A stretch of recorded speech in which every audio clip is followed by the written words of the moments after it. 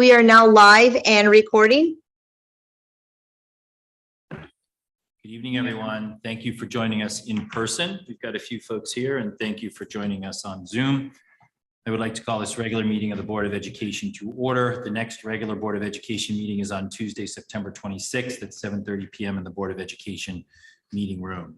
It's hard to already think about a meeting at the end of September, how time has flown by. So, all the feedback I've gotten and all the folks I've spoken to, we've had a great successful opening of another school year. And that goes to the credit of the parents getting the kids up and going, the kids getting themselves motivated, our incredible staff and teachers, the maintenance crew, and of course, the great relationship Rich has with the bus company.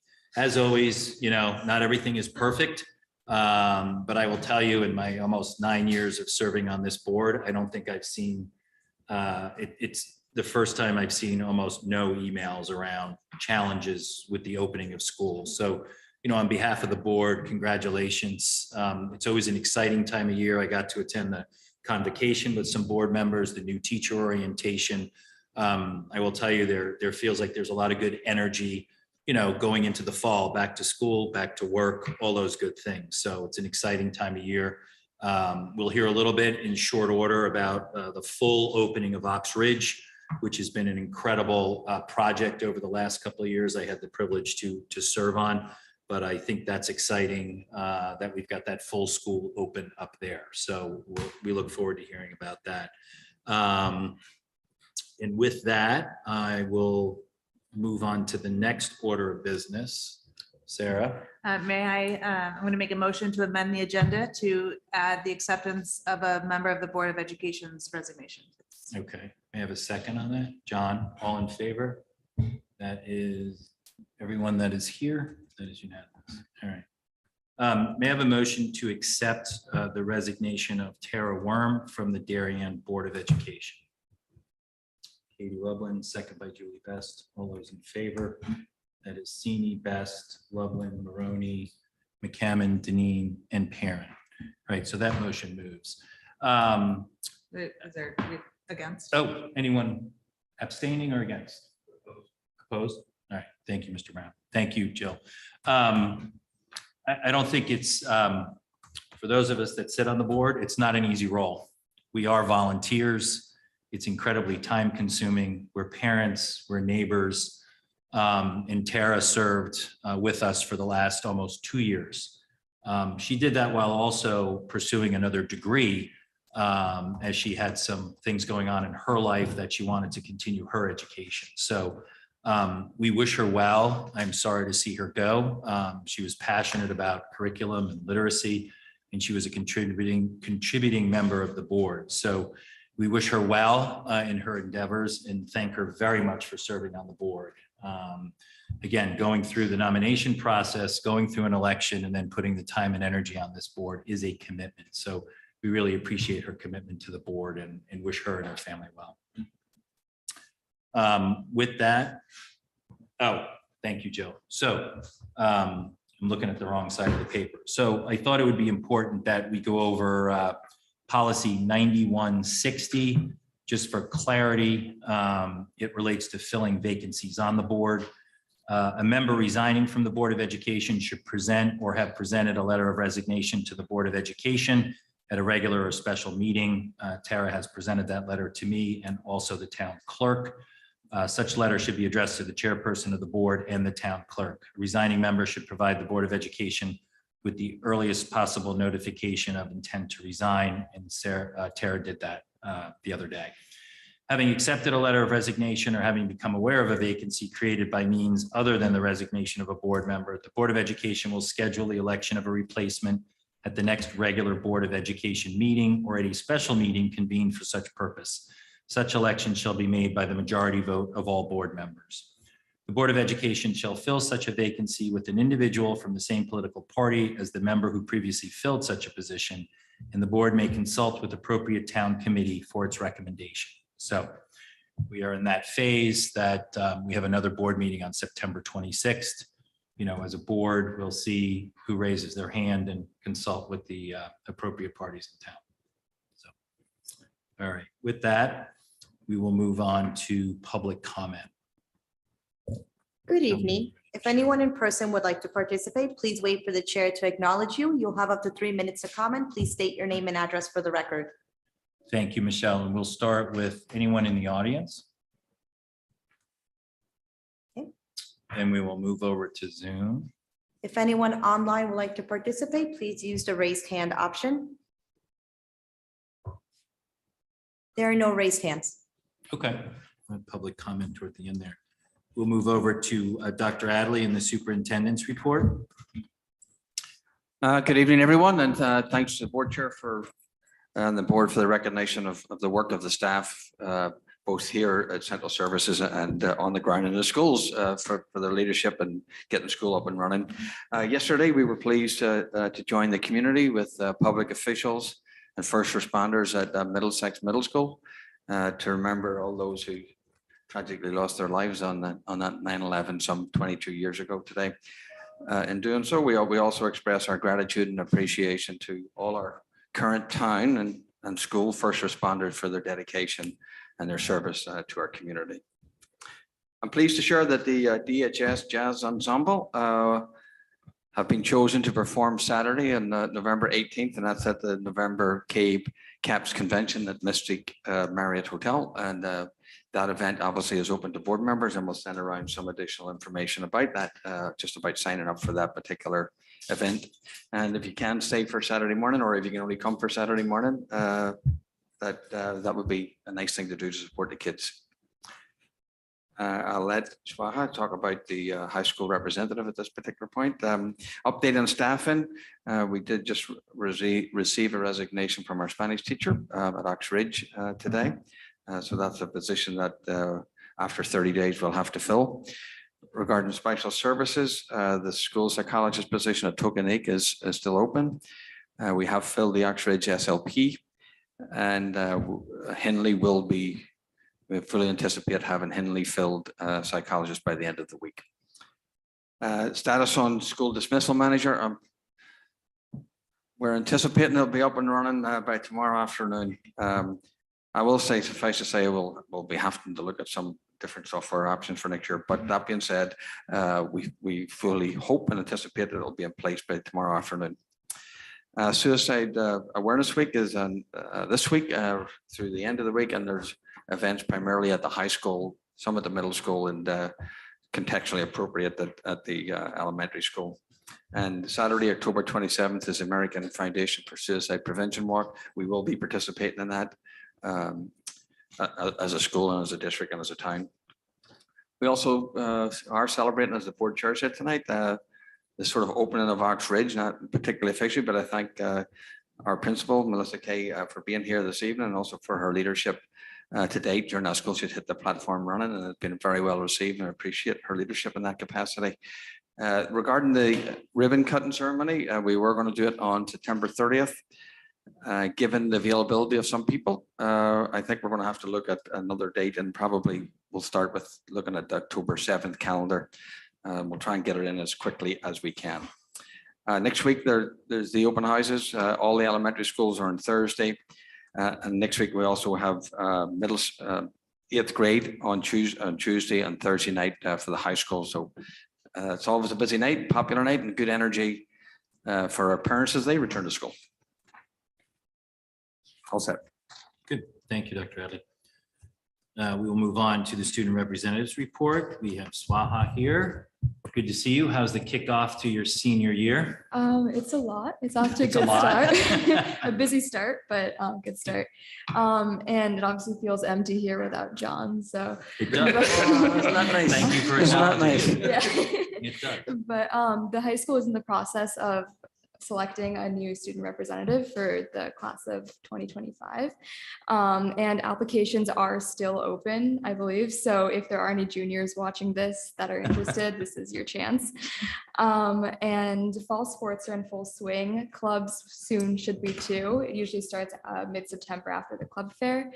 And now the Wellness Center is open throughout like the entire day, so students can visit during their free periods. So like it used to be open only during lunch, so we don't have to choose between lunch or the Wellness Center, which is appreciated. And it also helped reduce traffic in the Wellness Center too, which I liked. And our first student government meeting of the school year is this Friday, and freshman elections for student government should be happening soon as well. And the executive board is already like brainstorming homecoming and fall fundraiser ideas. So, Great, good. Thank you. Well, good luck with your senior year and thank you for continuing to serve as a rep on this board. And we look forward to your partner. yeah, I'm excited. Good.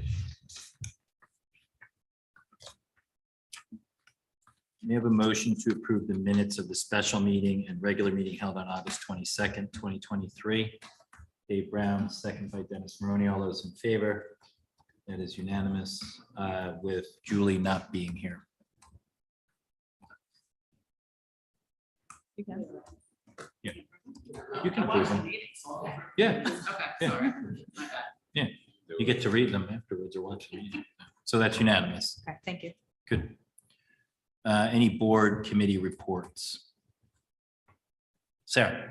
The curriculum committee met last Thursday, the 7th of September. We had a really thorough conversation about what everybody has been up to over the summer, and kudos to our staff for working diligently to make sure that our curriculum is as good as it could be. There's a lot of good information in that meeting. Should anybody want to go back and rewatch it? We also talked about K-3 literacy and the paraprofessional formula, which are both being discussed later here this evening. So there's more to come. Good, thank you. Julie? Thank you. The Communications Committee met last Friday. Things are moving right along. We're prepping for focus groups this fall, working on the next steps for developing our communications plan. One item I wanted to mention to the full board is Dr. Adley is working on finding a date in October to have an event probably in the early evening, kind of an open forum, invite the community. Dr. Adley will probably talk a bit and then take some questions and answer some questions. Where and when is to be discussed. This is a measure to help deliver against our board goal number 4, which is our communications goal for the year, and a way to kind of open up opportunities to interact with the public and communicate, as we like to do. So more to come on that. Good, thank you, Julie. Anything else on board committees? There'll be an Oxridge Building Committee meeting on Thursday of this week at 10. That building committee will probably start to wind down with school opened, and we're kind of in the punch list phase. So the committee will probably get smaller and focus on the financial recap and submissions to the state, and that'll go on for some time. But overall, we came in on time and under budget, which is exciting. A lot of hats off to the whole building committee, of which Katie Lublin was part of.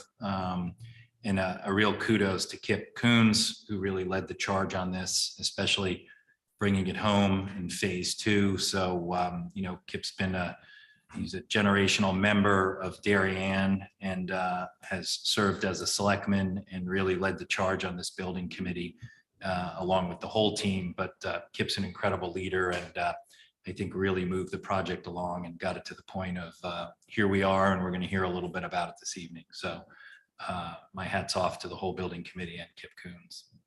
Any other committee meetings? Good. Yes, sure. On the 8th. And we did go through which bids to accept and reject. There are a portion of bids that we're keeping. We're planning to go out to rebid the rest of the trade packages on October 5th, and they're currently in the process of figuring out exactly what the rest of the schedule will look like. Thank you, Jill. We will move on to presentations and discussions, and we will now move on to the opening of Oxridge. We've got Miss Melissa Kay here, who's leading the charge there. So good evening, welcome. Thank you. Thank you, Dr. Adley and members of the board. I appreciate inviting me to share some of the photos for phase 2 of the opening of Oxbridge. I do want to echo the words of the chair of the board that Kip Coons has been instrumental in keeping the committee together and keeping everything up to date and going. So I just wanted to publicly thank him from all of us at Oxbridge. I'm going to show you some pictures. Hopefully the clicker is all set. I think it is. You can see the beautiful opening in front of you. It's secure, which is wonderful. We have our SOO and we also have our monitor. And this is where parents are dropping off their students in the morning. The next picture is where we have now the buses coming in. So it's nice in this lower parking lot. We can have the larger buses come in on the outside lane and the smaller buses come in the middle section while not disrupting cars coming in and out for staff members that are parking. And here you can see the bus lining up. We usually wait for 5 buses to come in and we call them all at once and then load the children on the buses. I do want to give a shout out to the bus drivers who have been wonderful with our students. You can see an area of the outside where the class of 2023, I believe it is, have left their mark on the building. This is one of our pods. It's a kindergarten pod, but every single grade level has this central area with the 4, now 5 and 3rd grade classrooms surrounding it. We also have speech and language offices there and resource room as well. So it's a beautifully contained area. Teachers can pull kids out into the main area and have an entire grade level meeting if needed. This is a kindergarten classroom, Sandy Henry's classroom, and you can see they're very spacious, lots of room to move around, furniture all matches. It's my dream. And this is a music class, as you can see here as well. There's lots of space for students to dance and sing.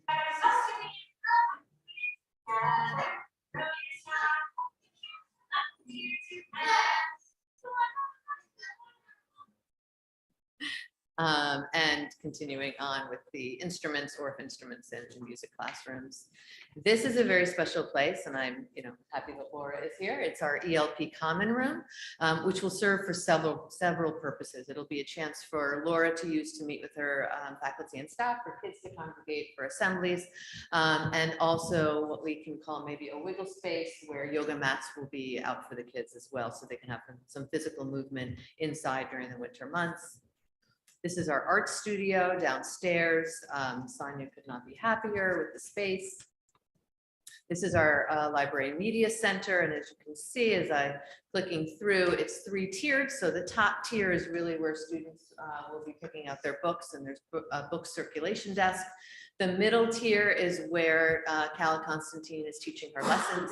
And then the bottom tier is some more area for students to work as well as storage. But what's beautiful about that area is for the eventual use of makerspace, which is something that we look forward to using. Our courtyard area, this is not new, but it's grown in beautifully. This, I must say, other than the new playgrounds, the gym is a big hit. Not only the 2 gym teachers that we have, but the kids are loving all the space in this room, and it's multifunctional, so we can use it for faculty meetings as well.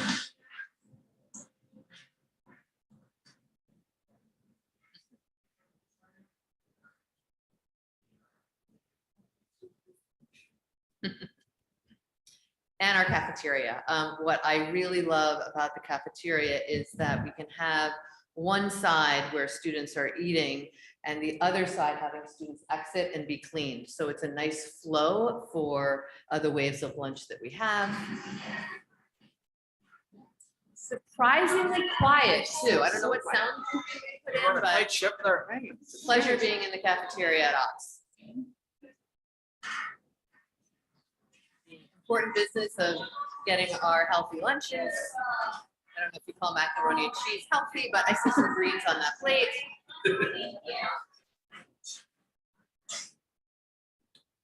And then this is our ELP playground. Again, you can see the large spacious area that the kids have to play on. This is the new slide. We're, as you can tell, are doing some work on that. Again, another angle of our playground for ELP. And then you can see the lower, and I'm going to ask you to focus on the lower section of the playground. This is where all the structures are for the kids to play. They absolutely love it.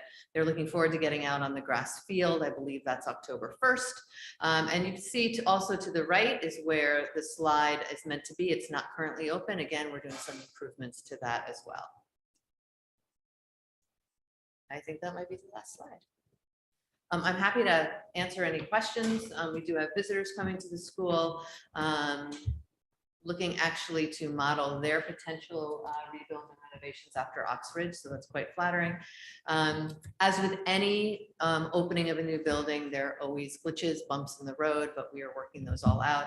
All I hear over and over is what an improvement it is from last year. So thank you all. I know it was a long process. I also want to give my thanks to Luke Forshaw, who oversaw it for years, and hopefully he'll be able to come back for the ribbon cutting. Yeah, I appreciate you mentioned Luke. He was an incredible asset during the whole process. He did a double job of being integrated and a big part of the building committee while also running that school. So I know Luke's probably watching this meeting from home. So thank you, Luke. The only thing I'll add is I spoke to Melissa when she first joined. And again, thank you for coming and joining the district and jumping in to fill a space, a role of a beloved principal that moved on to other things in their career. And you've hit the ground running. So thank you very much. It's much appreciated. It's another great job by the town, and it really is a town effort, and that building coming out of the ground and coming to fruition.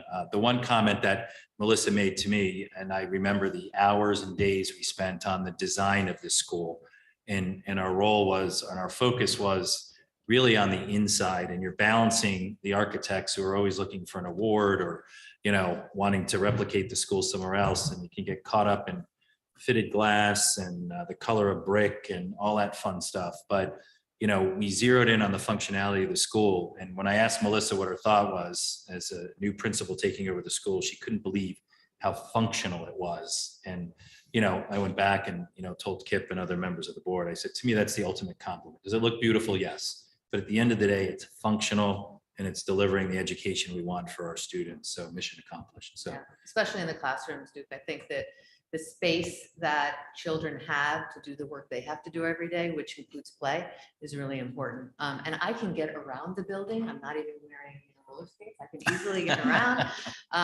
And so that too is helpful in terms of nurses being able to reach kids and kids traveling to their specialist classes. So kudos to all. real quick at a high level from anyone in the administration, how has the consolidation of ELP gone? I'm sure Laura will want to speak on it, but it's extraordinary. Okay.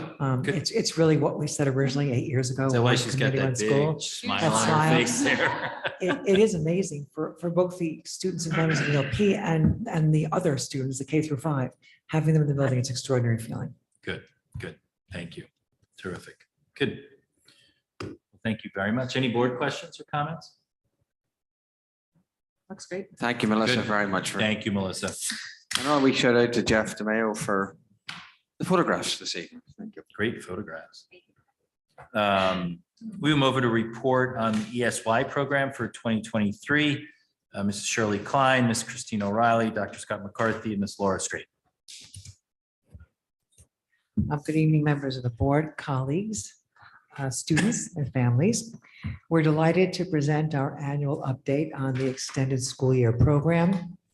We would like to take this opportunity to thank our administrators, our ESY administrators as well, teachers, related service providers, paraeducators, our transportation coordinator, and our students and families for an extraordinary, robust, and successful ESY experience. Mr. Dean has already introduced our other members this evening, but just to go through their Laura Straighton is our ELP program director, Dr. Scott McCarthy, our secondary program director, and presenting this evening will be Kristen O'Reilly, our elementary program director. So thank you again for the opportunity. Kristen? Thanks so much, Riley. Good evening to the board, and thank you so much for having me tonight. I'm very excited to present in celebration of our extended school year program this past summer. We had a wonderful time with our students. We do every summer, but this particular summer just felt extra special. I'm not sure why. It just was great to see the students and the staff just had an exceptional time this summer. So I'm excited to be here this evening to talk about it. Thanks so much, Michelle, for getting our presentation up and running. I'll click through here. Feel free to ask questions along the way, and then we'll save some time at the end for questions as well. I first wanted to take a moment again, as Shirley did, to thank our incredible staff.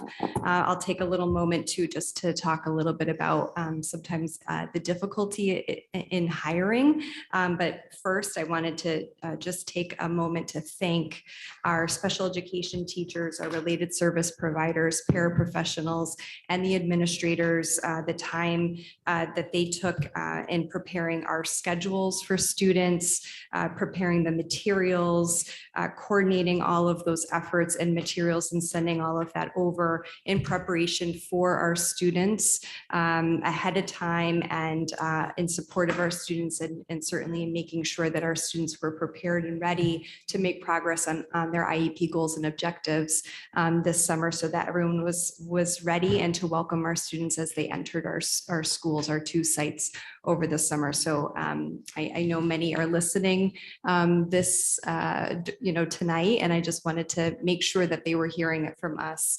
Thank you so much.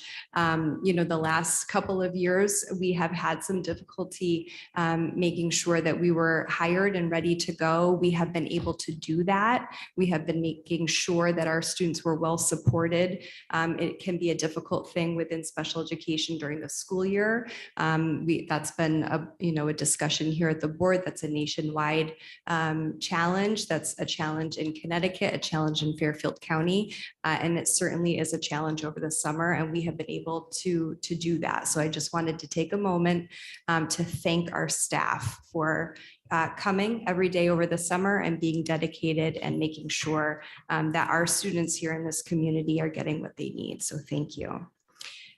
Tonight, I'll be sharing our timeline of ESY events, student enrollment data compared to the projected data from our 22-23 student PPT recommendations, the final staff totals, as well as staff and parent survey results, which we've discussed previously in previous years, in addition to the 2023 ESY outcomes and the 2024 ESY goals for next summer.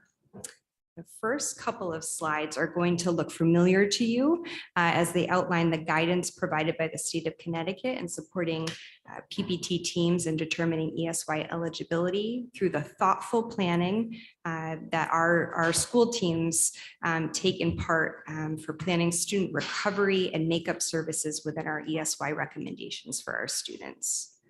This guidance includes the nature and severity of students' disability, students' need to attain independence related to their disability, the potential extent of regression caused by an interruption in education programming, and the rate and recoupment following that potential interruption.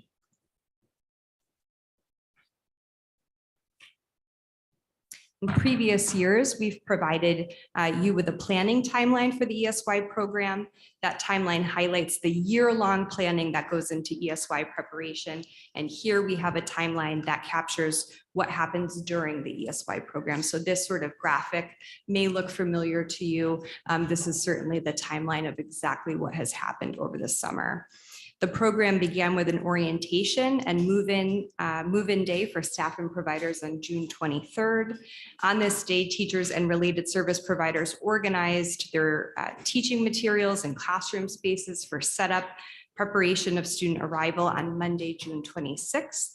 And staff received important information on orientation day regarding processes and procedures, acknowledgement forms, materials from sending providers, student IEPs and parent contact information, as well as safety procedures, attendance procedures, and progress report due dates.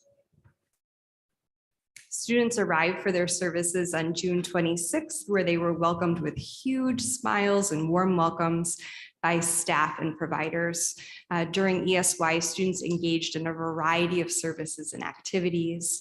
Danielle Power, the district's transportation coordinator, did an incredible job transporting students to community outings, which included local restaurants and farms several times per week. Students engaged in adaptive bowling and coffee cart activities, which strengthened math skills, money management, team building, and social skills. Students also participated in a variety of Darien summer school classes, which exposed students to art and musical theater activities, curricular activities, and the opportunity to generalize skills within service delivery settings. Communication with parents and students was ongoing through the June and July summer months, as you'll see in our timeline. Information regarding service delivery was more formally shared between providers and parents through the use of the ESY progress report, which were emailed home to parents following the completion of their child's services on approximately July 28th. For any students staying on for Bridge Weeks 1 and 2, those progress reports were sent home to families following the completion of those services after Bridge Weeks. July 31st marked the beginning of Bridge Week 1, with students remaining at DHS and Tokenique. For Bridge Week 2, beginning August 7th, students remained at the DHS and Tokenique sites for their services, as not to interrupt environment routines and to maintain provider familiarity in support of student progress. That was something new that we trialed this year, and we'll talk about that in our outcomes and goals section of the presentation. And then this graph outlines not only the ESY recommended student total, but also reflects the actual number of students who attended the program this year. Out of the 479 students recommended, 369 students attended this year, K through 12. So that's excluding the light blue box, which captures ELP, which includes 55 more students recommended and 17 more students attended than ESY of 2022. The next two slides depict the number of certified and non-certified staff members for the 2023 ESY program. The total number of staff reflects 157 staff members, showing an increase of 3 staff members from 2022.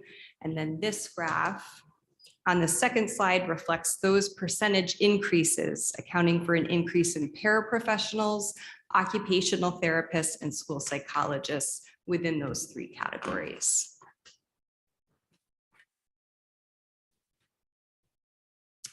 This year, parents received the 2023 ESY survey early on July 25th through Aspen's messaging system.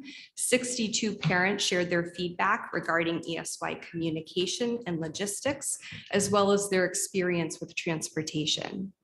80.6% of the respondents strongly agree or agreed with the effectiveness of ESY communication and logistics, which included questions surrounding communication with families on student schedules, providers, room locations, etc. 21.9% of parents who accessed ESY transportation this year, coordinated by the district's transportation coordinator, strongly agreed or agreed toward the level of communication and support they received with regard to transportation during this year's program. Parents provided written feedback to include transportation efforts, consistency of staff members for a smooth transition, friendly staff, special education staff, and effective communication, and improved practice from previous years. In addition, areas for improvement include a request for a later start at the ELP site, and a request for increased and earlier communication regarding transportation. Again, you'll see this reflected in our goals on our last slide. That captures the parent feedback from the survey. And then on to the staff survey.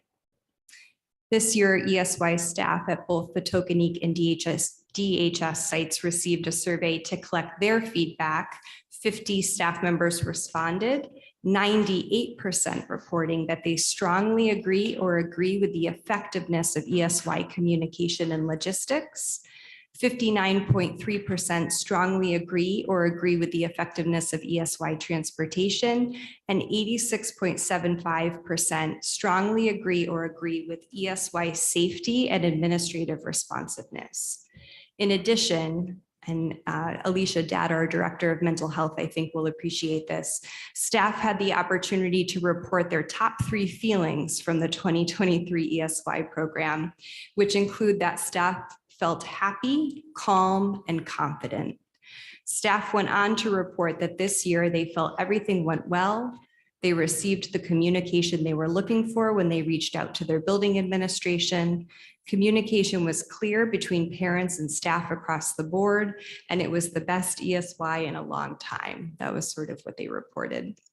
Suggestions for improvement included a later start time at the ELP site and notification of ESY decline from families as early as possible, in addition to the continuation of daily attendance notification from families.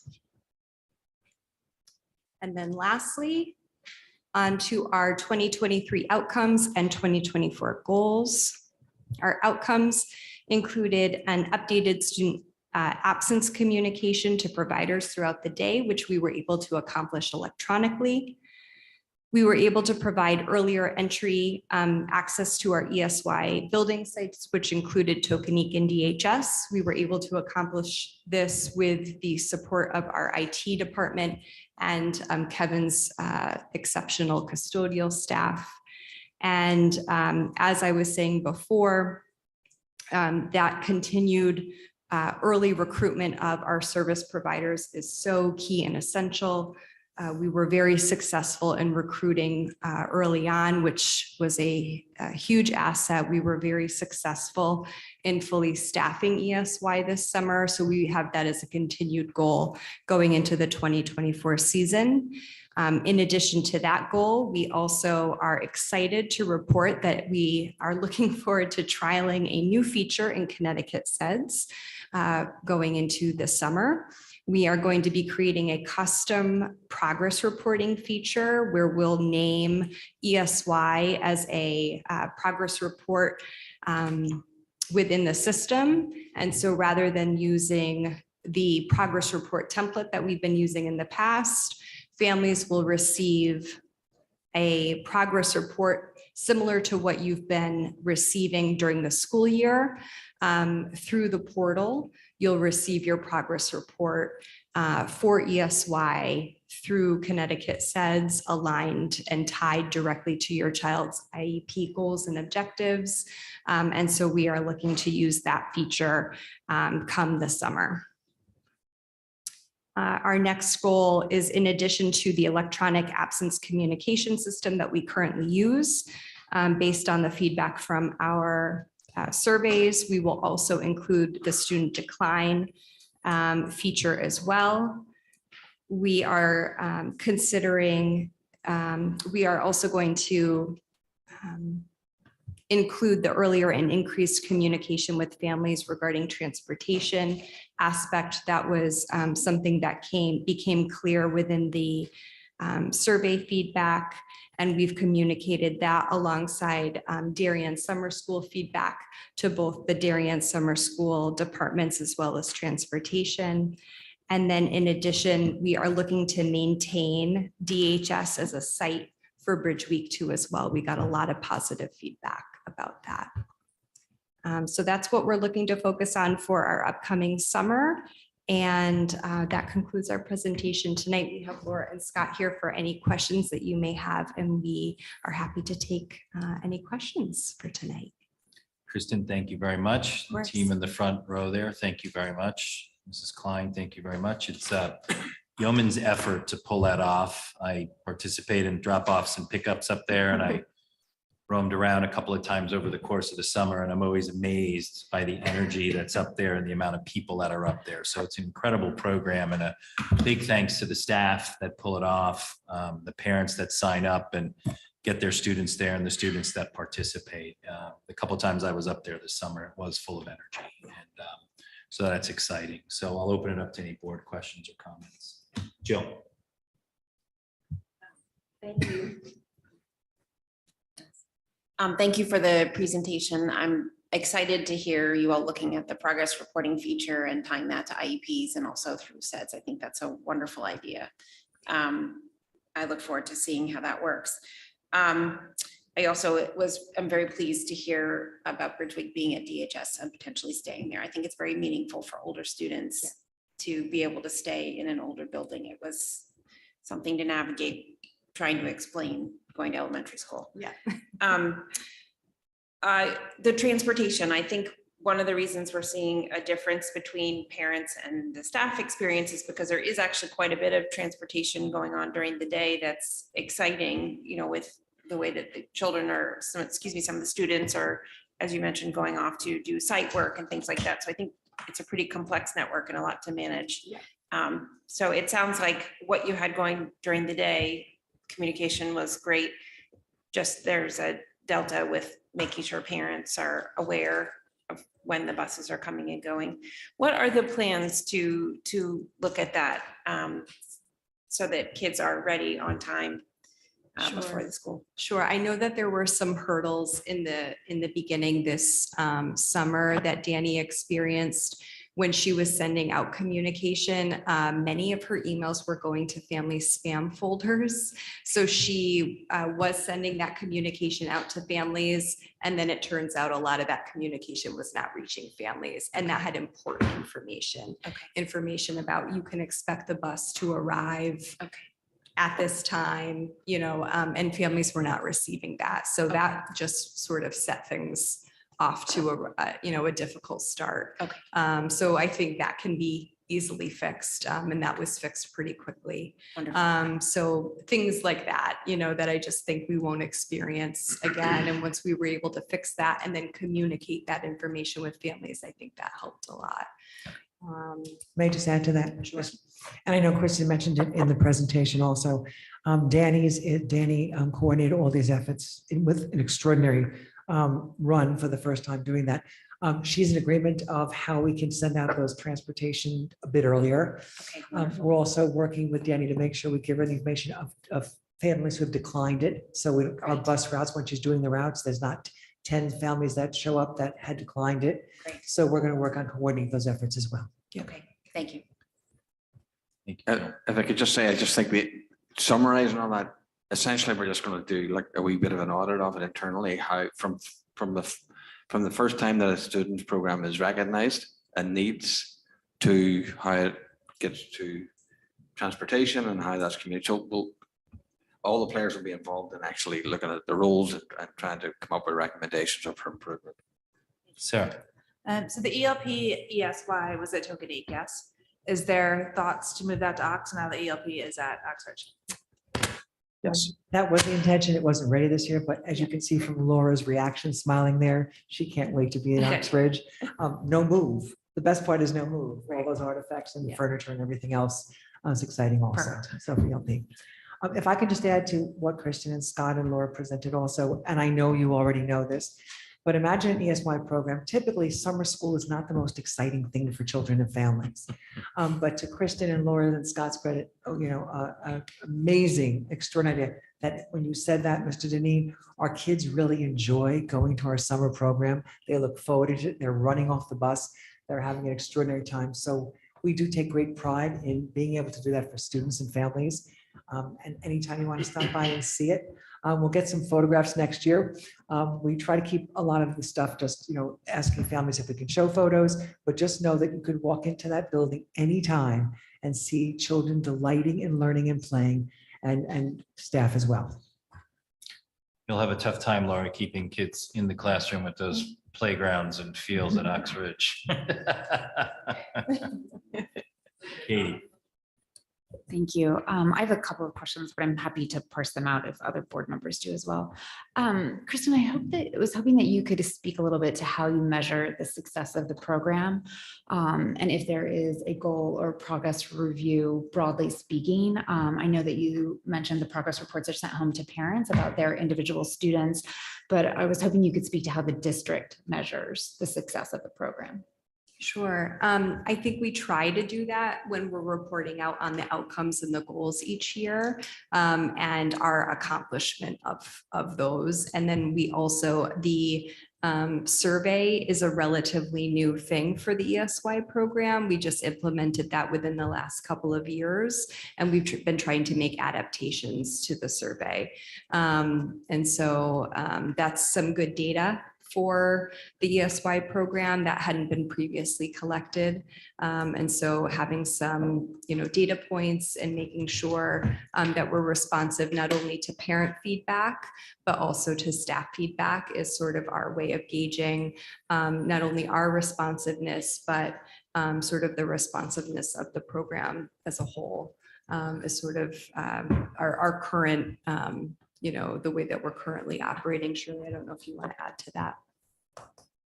No, I think you covered it. I think the survey really does give the reporting, to your point, of how families felt and how staff feels. So that's one attribute. The other piece is that the reason we do progress reports and implemented that several years ago is so the family can find out the success their students have made in their respective domains. That's how we measure it. We measure it by student success, by parent feedback, and by staff feedback. So to follow up, another question I had was about the surveys. I'm very happy that you do that, and very happy that you survey the staff as well. And while it's great to see some of the data that you put in here that parents are 60%, 80% happy, unfortunately, we're only getting 15% response rate from the students. And I understand that could move a little bit based on students versus families. But thoughts on how to generate a better response to the survey? Sure. So we, I think we're showing an increase or an improvement from year to year. If you go back and look at the previous years, in terms of both student or parent participation in the staff responses and also in parent responses, we're actually getting a pretty good response. I could also send out more reminders to parents. That's something I could do moving forward, just so that they're not getting that email one time. So I can make a note of that, just so that we're collecting a little bit more of a response from the survey. Sure. And one more piece, I think, Kristen, that we can do also at the PPT when we're discussing ESY, ask the families if they'd be kind enough to participate in that. We know it's a busy time in the summer, but kind of rally for that as well. Is there I should know this, but I don't. I could say my wife handles it. Is there a package that goes out that you could include the survey in the package that goes out electronically to start? Yep. So they have it along with the welcome. Yep. And then to Katie's point, some reminders throughout the program period, maybe. Absolutely. Yeah. There's an ESY FAQ that goes out that's sent home alongside like a cover letter and the schedules. We could send it out there. Then we could send it out when we send that at the end of the program as well. I think it's Sure. the more we can get, it's valuable. Yeah. And it's, if someone figures out the methodology to get a higher response rate, they could become a multimillionaire. But Yeah. It's just always a challenge. Sure. So Julie. It sounds like it was a very fun summer for staff and students, so that's great. On that survey response topic, I was just going to suggest that one way to get more people to participate is to make them feel like they will be heard. So the changes that you make, for anyone who's listening tonight, obviously the survey results are being taken very seriously and taken into consideration for next year. Yeah. Whatever you do differently next summer as a result of what you heard from this summer, Sure. make sure to let people know that, so Right. they know that their voice Is is going to bring something. Making a difference. Yeah, sure. Okay. Thanks. Good. All set. John. If I look at the participation rates relative to the recommendation rates, it slipped a little, and I don't know if it's statistically significant, but this year versus other years, I mean, how can we get more acceptance and, I guess, awareness of what a great program you have down there? So, you get more participation. Is there anything year to year that changes that get different participation rates versus the recommendation rates, or is it pretty consistent over the years? And Kristen, add if I'm not correct, I think it's consistent. Yeah. Pretty much it doesn't change. It's not that variable. Many of the same families participate. Yeah. I think the suggestions we had here this evening, we can incorporate and we can rally it. And I think the result to Ms. Best's point is that if our families know we're listening and that it is guiding us in terms of our goals for the following year, that might certainly support it also. I love the idea of putting it in the FAQ, Kristen, also, and just attaching it on our website so they can see it ahead of time and know what to expect. Sure. And are you talking about participation in the survey or participation? I'm in the sorry, program? in the program. Yeah, we had 17 more students participate this year than last year. Okay. Yeah. More recommended though. We too. did have more recommended. Yeah. So again, the percentages slip maybe Yeah. 500 to 700 basis points year to year, but I guess there's a variability. Yeah. Based on family vacations and other Sure. reasons. Yeah. We had a higher recommended percentage, but perhaps those families went away on vacation. Yeah. It's a good point, John. I'm sometimes amazed at the numbers, knowing how this town clears out in Yeah. the summertime, and people more than ever with COVID behind us are trying to get family time in and vacations in. So good suggestions. All right, one last question, Katie. Just to follow up on that, the reason for the more recommended, was that because you had more students with IEPs and so that was a natural trend, or was it because you had existing students that were recommended this year and maybe they weren't before? Do you have an idea? It could be both scenarios. Yeah. Thank you. Thank you very much for your presentation. everyone. Thank you all for the hard work and for the staff that participated over the summer. Thank you. It's a true dedication and passion to our students to continue what they do throughout the summer. Shirley? They said one more thing. Not only inviting you all to stop by and look at that, but just to hats off, just to say to Kristen, she's a principal and runs a building during the summer also, Kristen. She's out there in the heat, in the rain, doing all that. As of course Laura is as well, and Scott filling in and doing as well. But I just want you to know, just you can go there at 7:45 every morning and see Kristen out in the sun without a hat, I might add. Just out there greeting and meeting every child, every family, all the staff members. So thank you, Kristen. Thank you. Thank That's you, very Laura. Thank you very much. Thank you. Thank you. Thank you. We'll move on to an update on the K-3 literacy and reading waiver. Dr. Fedigan and Miss Julie Droller. Amy, could you just pull it closer to you? I'm still not used to this. Thank you, Mr. Deneen. Mr. Deneen, good evening, everybody. As Mrs. Parent already mentioned, the curriculum committee met and convened this past week. Mrs. Droller is here to share an update from that curriculum committee meeting with me and you all this evening. One of the things I want to point out is we did mention earlier, I think even in the board retreat, that we would keep the K-3 reading waiver as a standing agenda item because things are happening in some ways very quickly around us in the world of literacy and in other ways very slowly. So one of the things we said was we're going to keep this on the agenda even if it's that we have no update. You know, the update might be sometimes no update. When we created the agenda for the curriculum committee, well, that was one of the things that we wanted to talk about. At that time, we had learned that there was a shift in the timeline and yet the anticipated release date for the decision about the waivers. And within, I think, 24 or 48 hours of making the curriculum committee agenda, there was another announcement in the world of literacy. So things are certainly happening all around us. As this board knows, Ms. Druller directed, I'm sure alongside with Dr. Adley and the staff last year, the development of the waiver and submitted that to the state in the area of the literacy, specifically with regard to reading. And that was done so because there was a lot of confidence in the curriculum that's established in Darien Public Schools in the area of literacy in all grades, particularly foundational literacy. Also a confidence in the instructional practices that are happening, the selection of resources that in my view so far, what I can see in classrooms really represent all areas of literacy development. And also a confidence in the professional learning that is being provided to staff. The curriculum also is very responsive to the needs of our students and our staff. One thing I'd like to point out, and I think you'll continue to hear from me and the staff that develops curriculum in district, is that there is a commitment here to not just buy wholesale programs, that our students deserve more than that. They deserve a curriculum that's responsive, that will be rigorous, robust, and challenging to support their needs wherever they are along the continuum, in this case of their reading development. We did hear recently that we don't anticipate hearing back from the state until the end of November with regard to the reading waiver. So that's the sense of things happening pretty slowly around us in the area of literacy. As you can imagine, that's disappointing because there are decisions that we want to be able to make confidently across the state of Connecticut about literacy instruction and next moves. Budget seasons are coming up, so districts around the state are struggling with this. While we await the decision for the state to advise how we will know if we can move forward with approval of the waiver or not, we will continue to implement our curriculum as we have it outlined for Darien Public Schools. I'm sure Ms. Droller is happy to answer any particular questions that you might have about that tonight. Additionally, we will continue to move forward with our professional learning program.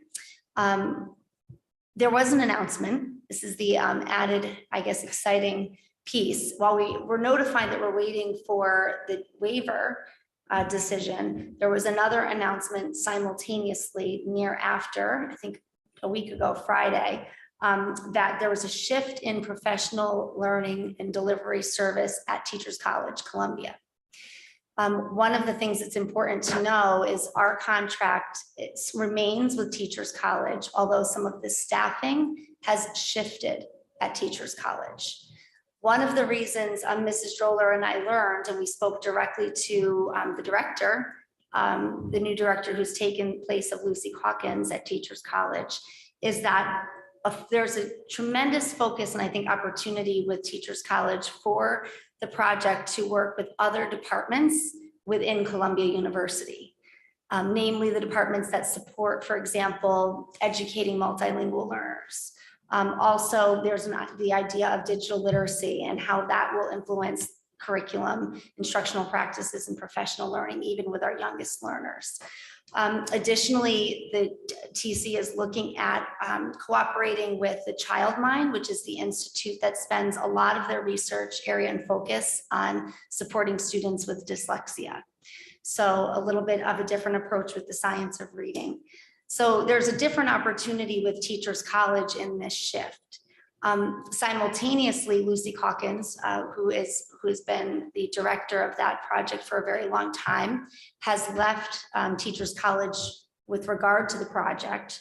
She will still be an adjunct professor, but she will not be working with the Readers and Writers Project anymore through TC. She started an independent company named Moss Flower, so you may have heard of that.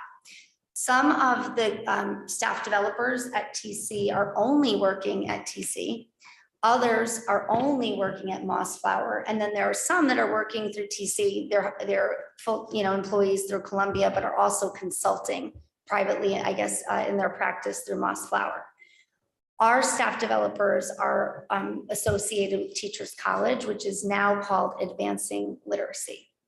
So Ms. Droller and I are happy to answer any questions that the board may have tonight. I will say that I did participate this past week in a number of professional learning sessions alongside Ms. Droller and our principals and literacy teams in each of the elementary schools. So I have a very good idea alongside Ms. Droller what the focus areas will be for our professional learning in the year ahead. I want to be clear, and again, Ms. Droller can provide more information if I'm missing anything. What I'm hearing about professional learning in the year ahead is not germane to the units of study, which is one part of the resource from Teachers College or now Advancing Literacy. Really, we're talking about instructional practices in the area of literacy. So some of the things that the schools have identified are how would we assess our readers, for example, not in level text, but in decodable text. How do we use assessment practices to guide instruction and instructional decision-making with our readers in the area of foundational literacy? We've also, some schools were talking about the interactive read aloud and how you really plan for a robust interactive read aloud that meets the needs of all learners. So those are some things that I would say are my takeaways from that experience this past week, which was one of my highlights participating in that professional learning. We just wanted to give, the curriculum committee felt it was very important to come back and share with the board this most recent update and our steps at least to shape the year ahead with regard to curriculum, instruction, assessment, and professional learning in this area. Ms. Droller, have I excluded any important details? I think you did a very thorough job. So Dr. Fagan, thank you very much. That's a lot of information, but well laid out. seems logical to me in terms of how things are progressing. So, and I think we continue to keep it on kind of our radar screen. So appreciate that update. Julie, anything else you'd like to add? No, I think Amy covered all of the bullet points and that's where we're at. Great, thank you. I'll open up to board questions, comments. John. Can you just expand on the delay and what are we, I'm sure we're not the only ones seeing the delay. How is the queue set up the delay? I mean, is it by the time you file and then they're just overwhelmed up there? Just give us a little more sense and then, how you see this playing out. Could they reject some of it? Unlikely, but.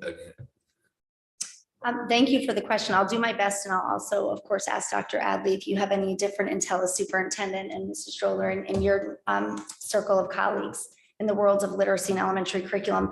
One of the things that we've learned is that everybody anticipates a response regarding the waiver simultaneously at the end of November. So it doesn't appear that there will be a queue based on, early submissions and such. One of the things that I think the state was trying to grapple with was hiring the staff to review the waivers and to be able to assess the quality of the waivers and what districts are petitioning for and what will be allowable for districts in their way of proceeding in the year ahead and years ahead. As you know, just by looking at the waiver that Julie worked on, it's so comprehensive, and districts have prepared waivers that are hundreds of pages long with many links to research and other artifacts that they'll have to be pouring through. So it's my understanding that the state has really just very, very recently contracted with a group that will lead that effort. I'm hopeful that we'll have an answer at the end of November, but the pattern has been that the date continues to be pushed back. That's why I think it's really important to think about the curriculum that we do have in place, the instructional practices that are being supported in the district, and really the work of the literacy teams in district, where we're looking specifically about individual student performance and progress with their reading development. I think that that's something that is a strength of Darien Public Schools from what I can tell to this point, especially having the literacy teams that are provided embedded professional learning right at each school site, real time, looking at real time student data and reading behaviors in the classroom. Julie, would you add? The only thing I wanted to add was that we did hear from the director of the Reading Council that they are committed to notifying all of the 90+ districts that submitted waivers at the same exact time. So I just touched base with Alan. So they just are now setting up the team that'll review these. They've just recently, They like hired 2 a weeks ago, consulting they hadn't accepted the RFP from anybody. So it's only within the last 2 weeks they've awarded that and have staff now to actually review them. It's just. But you're expecting to do basically the middle of September and have 90 of these reviewed by November what? With feedback by the end of November. End of is what we November were with the holiday in there. told. Right. And part of that review also includes some districts requesting meetings with the consulting group so that we can, more thoroughly explain our program. Have we done that? We have multiple times. Multiple times. Thank you. In fact, I will say, and we're appreciative of Melissa Hickey from the Connecticut State Department of Education, her collaboration with us, but I will say, because I'm on copy of the emails, Julie, she said, stay in touch every week and remind me, for updates. And Julie faithfully every Monday morning sends an email to ask about an update. And so this is the current information as we have it now. So basically half the districts of the state have applied for the waiver. Is that? More than half. More than half. Yeah, I mean, 80, would you say 80 or 90? 90, sorry. Yeah. So some districts may, the departure of Lucy may give them a wee bit of pause. Haven't spoken to a lot of my peers today, actually. I don't know anyone who's not sort of staying the course for the minute till we see how this all plays out. Do you know details of who is, what type of person is reviewing these waivers? Are they literacy experts? Are they consultants? Do we know who's looking at I these? guess, do we know the firm? It's It's doing- PCG. Say it again. It's PCG. It's the company that worked on CT sets. Questions? Just in terms of next steps, Amy, so we just talked about the waiver. What are the teachers' college next steps? Again, I understand that this is major, but as a district, what are we thinking? So as Dr. Adley indicated, we will stay the course. I believe that we have a solid curriculum in place. There are a variety of resources that we use in addition to the units. The units are for one part of literacy instruction. We'll continue with the use of Foundations Integrity to ensure there's, really strong systematic instruction in the area of foundational literacy skills. We'll be focusing really our professional learning on instructional practices, not particular to a resource, but on instructional practices. And that will really be our next steps. And I think it's really important that we continue and stay the course, especially while we await the waiver decision. Because we don't know how much flexibility we'll even have, right, once that's determined. Our So I staff- think go ahead, sir. No, so our staff developers that are coming into our buildings are solely TC based. They have nothing to do with Mossflower, correct? Correct. They have nothing to do with Mossflower. They're solely TC based. And again, one of the things that I guess Columbia will have an advantage of still is the ability to kind of collaborate with other departments within Columbia University as they continue to think about professional development to districts.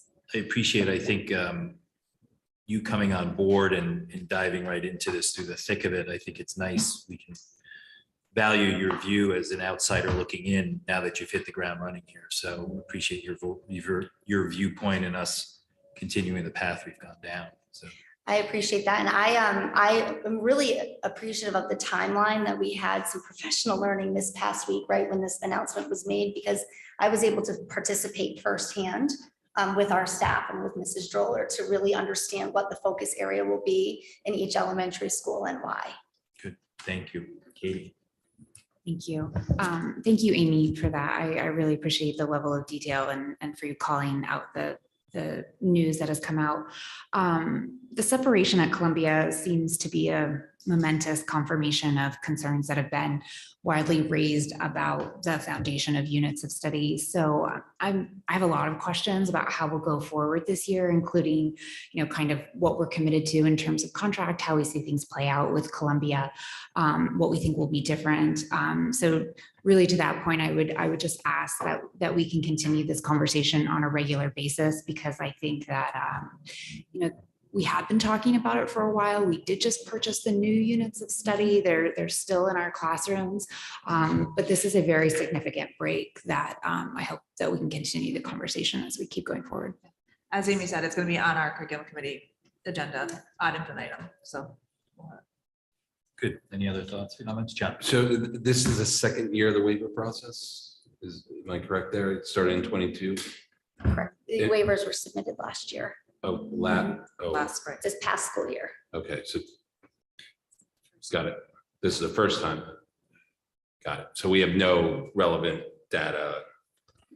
Got it. Okay, thank you. You're welcome. Thank you.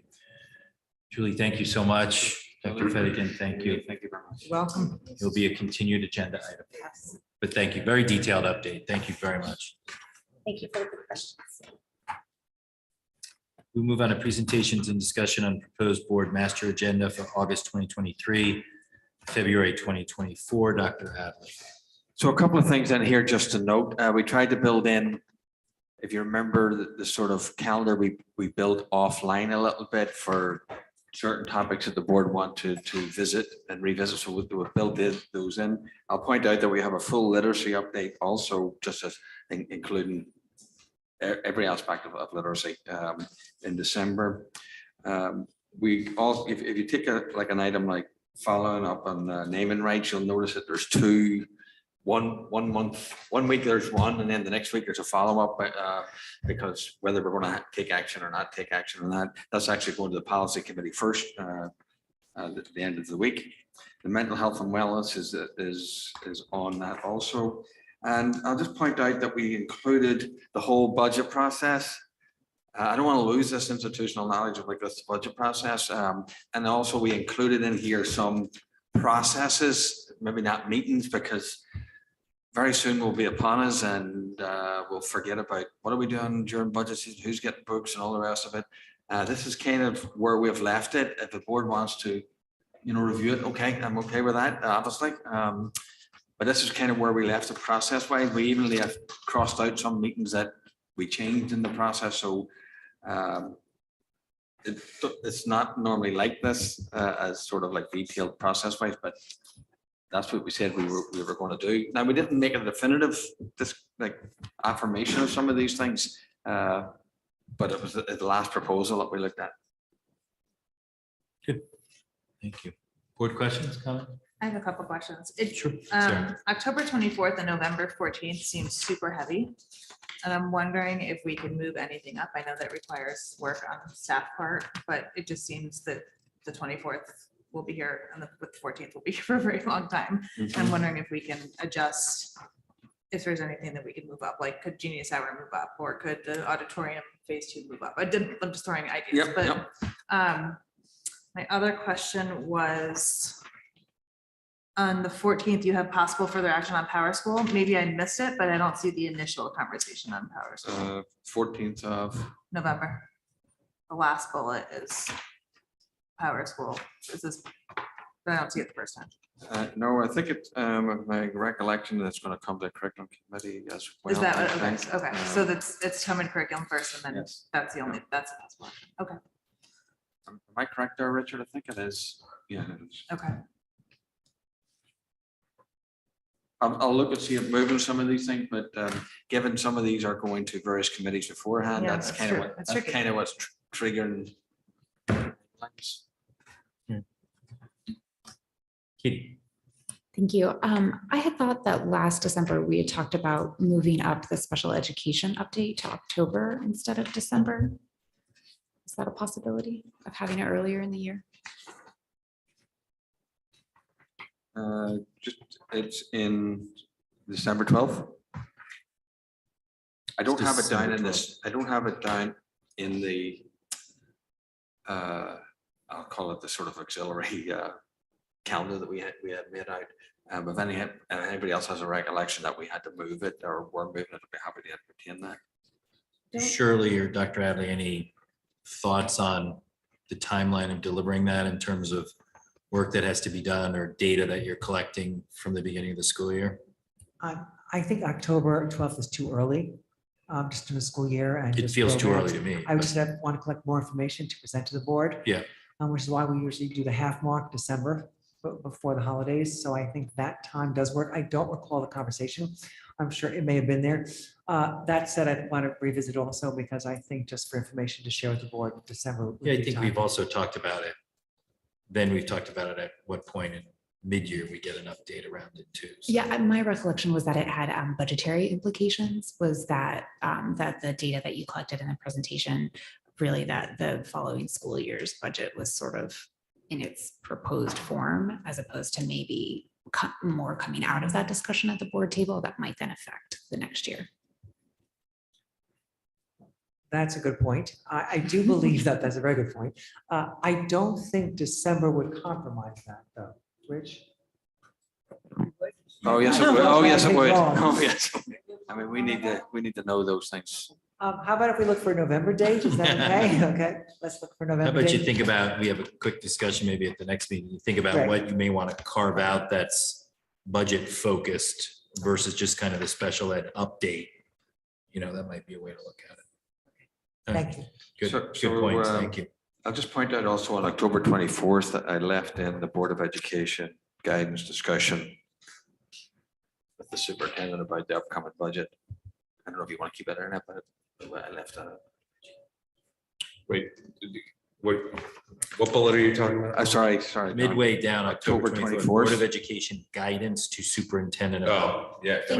I think you ended up embedding it in, for the last meeting, in the strat plan, sort of indicating where you were looking at budgetary things. I think as Yeah. long as we continue to talk, Yeah, I'm fine with that. I would be fine with that being collapsed inside of that bullet as long as the work happens. and Okay. the yes, Board somewhere. is kept up to date. Yeah, okay. I mean, clearly, we don't know what's coming out of policy yet, but there are no policy discussions in here so that we will have to add those bullets as we move through, so. Good point. Whatever, Yeah. that's the only thing I've noted here coming out of policy is potentially the naming rights Right. comments there, but Hopefully if there'll be more others stuff come coming out, out, it's the yeah. same if something comes out of curriculum or something. Jill. Shirley, could be missing it, but we talked about a transition discussion in the fall. Did I just miss it?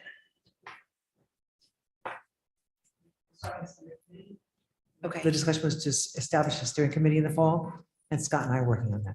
Okay, so when are you going to update the board? I misunderstood. I want to give you a date, but I want to know we're just starting to get members. So can I report out to the board at our next board meeting what our timeline is? Sure, thank you. Julie. Thank you. This may be because it's going to committee, but the participation fee conversation is lumped in with naming rights, advertising revenue. Coming out of the last discussion, I wasn't sure if we were there yet, so I'm not sure how that will come together, and you may not be sure yet either. Well, I honestly, I need the board to take some position on some of these things. Okay. So it's coming up again there just for the board's reconsideration of how we want to proceed with that. Okay. I would almost, I don't know, my initial thought is to some degree, we have to separate the two. I think we got a lot of good feedback from that report from the SEAC report. But I think, naming rights and advertising revenue is kind of a discussion unto itself a little bit. And I think I'd like to look at it that way and tie the policy directly to that specifically. And then I think the participation fees is another Yeah, I think it's another conversation. But I mean, it's revenue, but I think the advertising and the naming rights, I'd like to keep separate and distinct. That's my personal view. And I would like to separate advertising from naming rights, because naming rights could be in honor of It's a good point. athletic director, or, Yeah. making it up. But advertising is a revenue item, so it almost like advertising actually fits better with participation fees. You could Or look at it they're that way. separate items, but what I'm, looking for is we're looking at our budget also. is Right. Those are two revenue items, if you will. So anyone else that has, to the point of this conversation, thanks, Julie, just bump it up in terms of thoughts so we can give the administration some guidance in terms of work that we're looking for, information that we're looking for, and how we want to have that discussion. Just piggybacking on that, I didn't see on here a potential for maybe having a consultant come back to talk about extracurriculars. I remember that coming out of the SEAC report, that something that was more comprehensive. Is that on the table? It's not for me, it's not, but if the board wants to put it on the table, like, I mean, I'm not saying, I don't mean to be casual or flippant about it, but if the board wants to do that, then. I think it's a good point, Katie. I think it's a board discussion as to this whole, I think we got a good report and gave us some insight. It was very athletic specific. I think we wanted to look at all extracurricular, athletics, theater, music, and all that type of stuff. So I think at the end of the day, some of the things I've thought about, and some of them we've had conversations around it, is we've got to, as a board, define what's the end game here? What's the goal that we're trying to get to? All right, with this whole discussion. Does athletics get broken out separately? Does it get lumped in with theater, with music, and those extracurriculars and clubs and councils? Like, I think there needs to be some work done around that. What's the end game, what we're trying to get to, and then build a plan. And to your point, is there someone out there that can help us do it? I will tell you that the time that I've been on the board and the amount of times we've gone through this process, I don't think as a board we can do it. I said we can think about it, and we should think about the goal we're trying to get to, but I do think we need help to get it done. That's my personal view. So we should submit questions or thoughts through you. Yeah. Okay, thank you. Good. Can I just qualify, Mr. Chairman? Do we essentially want to drop the naming rights part of it altogether and just look at the? I don't think so, because we had that issue pop up with the loop, right? Okay, all right, yeah, okay, all right. But think of the naming rights is like, it's almost separate from the revenue. All right, that's fine. And what do we, on Friday, I haven't seen the policy packet yet, but there's something that we're bringing forth. Is that just advertising policy, Marsh? At this point, that we would just say Just it's advertising. advertising and not naming. Not rights. naming rights, back into that. Okay. I just think they've all, we brought up participation fees at the board level. Naming rights continue to come up. Stuff gets bumped up to me about naming rights. And I think we owe it to ourselves, based on information Rich put together, to look at what potential advertising revenue there is out there, whether it's local businesses or whether we open it up outside of that. But I think it's a good opportunity to look at that. I would almost sorry. Yeah, go ahead. Just to jump in, and it might be worth having conversations on all of those three things as separate items. But eventually, we might then have to decide among them as to what delivers best against an agreed objective, right? 'Cause Well, we I can think- do different things depending on what we're trying to do, so.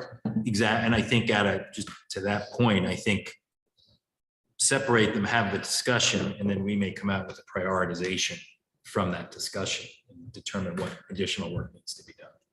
Yeah, just started to tie. Yeah. I don't think the advertising and naming we would tie together in terms of calling it, Mama Carmela's Field or something like that, So I think that's Yes, why I want to yes. separate I don't think anybody has the intent No, of I think advertising is just that. we naming a have- stadium. Yeah, we have the ability through the electronic means to advertise and generate revenue.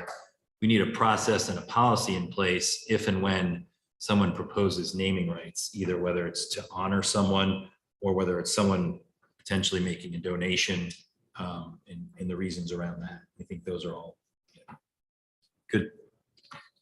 Can I just defer to Marge and Rich a minute? Are we covered with the discussion we've just had? Okay, right, okay, but we understand, okay, fine. Good.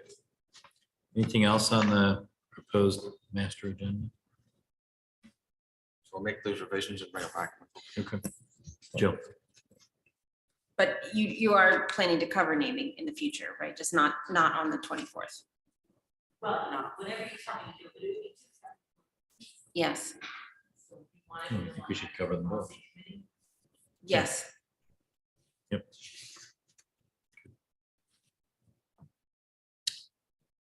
We'll move on to discussion on paraprofessional formula. Dr. Adley and Mr. Rudel.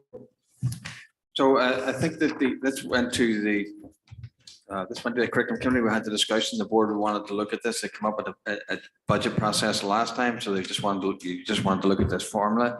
In particular, I think we're just talking about the instructional aids. Those are, for the most part, the aids here in the classrooms for the teachers. And we're not talking about special education paraprofessionals here. So it's really the instructional aids was the discussion. There is a long-standing ratio here, 1 to 89 students. That's an enrollment-based formula. I honestly don't know where it's come from. It's been here probably for over a decade. We don't seem to have the historical knowledge of it. The good news is it's relatively serving as well. The bottom line is the administration is not making any recommended changes to this. That being said, the way it's organized is we have basically 4 or 5 or 6 total aids, and that includes campus monitors, instructional aids, and part of the instructional aid, 0.5 of that is in the library. So we've really only about 20 to 25 instructional aids. That's a small amount. Typically, if you look at the other districts that are on here, typically they're in the elementary grade levels and the most earliest grade levels, like K and 1. Our school system, we use it as K through 5, but primarily again in the K and the 1. The principals oversee the work of our instructional aides, and so they have some liberty there in terms of making those assignments based on the needs of the actual classrooms. These instructional aides are some of the hardest working, loyal people. They often work and live in our town. They're part of the culture. We actually can't do without them from morning arrival, recess, lunch, dismissal. I'll say also, don't like saying it, but I'll say also, sometimes I have to be pulled to actually cover class. So for the number that we have here and for the finances associated with it, but it really wasn't a finance, it was more programmatic. I really can't see doing without them. I'm not suggesting that we would do without them. That's a very quick synopsis. I don't know if anybody else wants to speak to anything else, or Amy, do you? Do you want to say? Amy, I hate to keep putting you on the spot, but it's always nice to get your outside view as you've come in. If you've spent any time on this, on the 8th day and the 25th hour that you work. So I did have a conversation with the elementary principals about this to really understand and practice some of the components of these focus meetings. It's interesting, while these other survey papers have shared what their formula is, I think sometimes what we all find in practice, right, is the formula can be a little bit different than how things actually play out during the course of the school. I was happy to hear that there is very consistent practice and utilization of the staff members across the schools. The principals in the schools talked about how these are really indispensable goals from a safety perspective, as far as like keeping children, engaged during recess, during lunch, helping them kind of navigate the course of the school day, but also just the relationships. I kept hearing over and over again that the relationships instructional needs have staff that they work with. So I do believe that that would be important part of the fabric of each of the elementary schools. I have spent some time working in kindergarten classrooms. I was involved with the during the interactive read aloud. We heard all about Mercy Watson.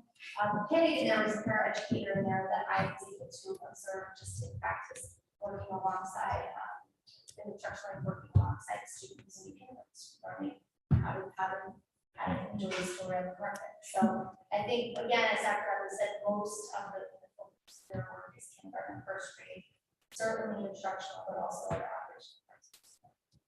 I do have to just provide the clarifier that while there's no recommendation, in fact, the recommendation is not to change anything. Depending on how budget goes and so on and so forth, everything and anything could be on the table. So I'll just. I will say, when I asked about it, it was an interesting comment, but I think it's an important one to what you said. It's like they bring the mom factor to the classroom, and then the person corrected themselves. I should say mom and dad factor to the Parent classroom. factor. Like, okay, what's that? Parent factor. Thank you. Perfect. Thank you. Yeah, good. Questions, thoughts? Dennis? So with this, so why are we the only one who does it by a ratio versus just the kindergarten section? And I guess why? And then the question is the kindergarten section a similar ratio to what we have? I have a similar question, but also how does this play out for the two approach this system of kindergarten or K-1? So the ratio is arbitrary.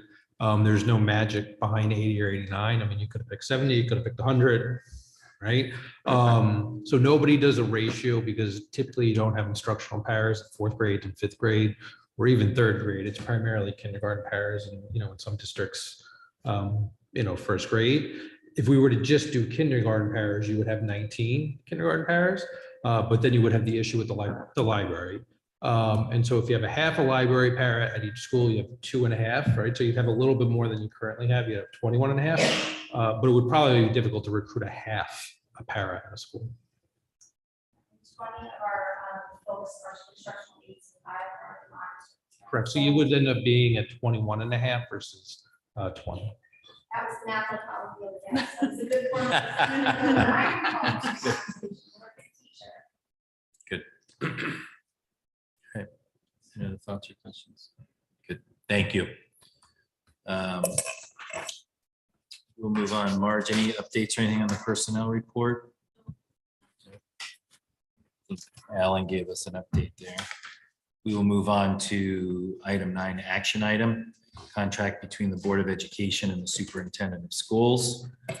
Met with Dr. Adley, and I have a motion moved that the board approves a new contract with the superintendent for a term of July 1st, 2023 through June 30th, 2026 as discussed. And further move that the board authorizes its chairperson to execute the contract on behalf of the board. We have a motion on that. John Cini, second. Julie Best. All those in favor? It is Cini, Best, Katie, Dennis, Jill, Duke, and Sarah. Anyone abstaining? Dave Brown. You abstaining or opposed? Yeah, I asked if you was Sorry. abstaining. Good. That motion carries forward. Thank you, Dr. Adley, for continuing your role with us. We appreciate it. Thank you to the board and to the community, and I continue to be honored and privileged to lead this district and to lead and support creating the conditions for our students and for our staff to excel. So thank you. Thank you very much. We will move back to public comment. Anyone in the audience? Anyone on Zoom, Michelle? If anyone on Zoom would like to participate, please use the raised hand option.